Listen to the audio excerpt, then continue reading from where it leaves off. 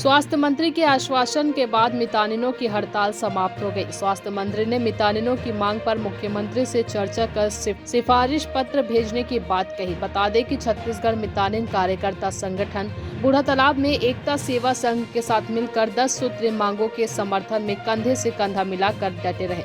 स्वास्थ्य मंत्री टी.एस. सिंहदेव ने 10 सूत्रीय मांगों को पूरा करने के आश्वासन के बाद राज्य के साथ ही कोयलीबेड़ा ब्लॉक की मितानिन काम पर वापस लौट गई। ब्लॉक अध्यक्ष लक्ष्मी निषाद ने कहा कि जिस 10 सूत्रीय मांगों पर हड़ताल कर रहे थे उनमें से चुनाव पूर्ण घोषणा पत्र में मितानिनों की अतिरिक्त राशि प्रतिमाह 5,000 दिए जाने की बात कही गई थी। खांजूर से विप्लव कुंडू की रिपोर्ट।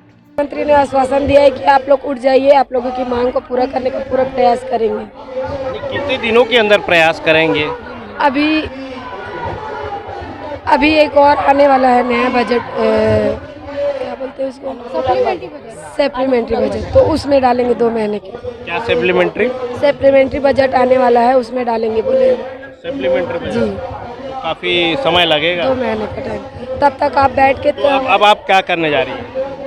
अब हम सोच रहे हैं कि उनकी बात को माने, और स्वास्थ्य मंत्री है, अब उतने बड़े अपना धरना खत्म करेंगे आप? खत्म करना चाह रहे हैं, क्योंकि उन्होंने आश्वासन दिया है तो वो पूरा करेंगे, क्योंकि मितानिन के लिए वो हमेशा सहज रहते हैं। जैसे कि जानकारी में ये है कि 2 गुटों में आप लोग बैठे हुए हैं, तो आपका जो गुट है वो कल से या आज से धरना खत्म करेंगे? हाँ। कब से करेंगी? अब आप बताइए। हमारा आज से समापन हो जाएगा। आज से समापन हो जाएगा धरना का। तो टी.एस. बाबा ने जो कहा, मंत्री महोदय ने जो कहा है, हाँ। तो उससे क्या आप लोग खुश हैं? संतुष्ट है जी। धरने पे बैठना पड़ा और हम लोगों ने उनके लिए बहुत कुछ कहा था करने के लिए, वो कर नहीं पाए हैं।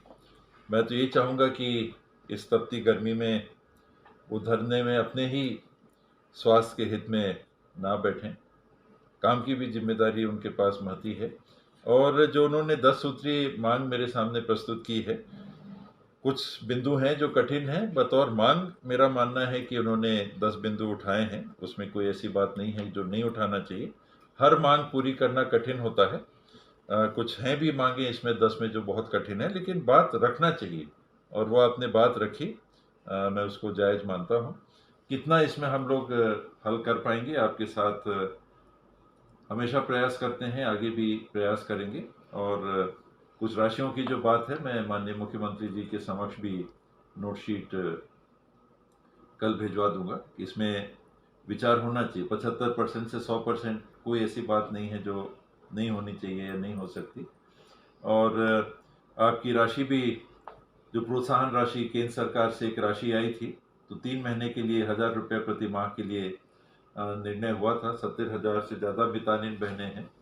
1,000 रुपया देने पे भी 7 करोड़ प्रति माह का होता है। और राशि जो आई थी वो इतनी नहीं थी कि ज़्यादा महीना हम लोग दे सकें, पर प्रति माह 3 माह का 1,000 रुपया अगर नहीं मिला होगा तो हम लोग ज़रूर उसकी जांच करवाएंगे, और राशि आपको मिलनी चाहिए। मितानिन भवन की भी बात है, मैं भी इसको उचित मानता हूँ, और मेरा बिल्कुल मानना है कि हर ज़िले में मितानिन भवन बनना चाहिए, और मैं अपनी ओर से पूरी पहल करूंगा कि ये मितानिन भवन हर ज़िले में 400 के आसपास बहनें एक साथ ट्रेनिंग ले सकें।